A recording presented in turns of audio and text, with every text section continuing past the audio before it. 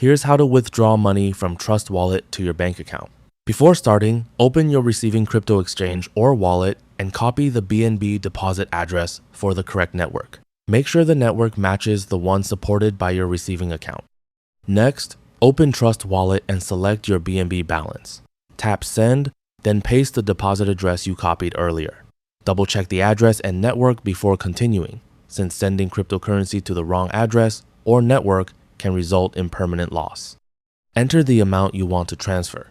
You can enter a specific amount or tap Max if you want to send the available balance. However, make sure you leave enough BNB in your wallet to cover the network fee.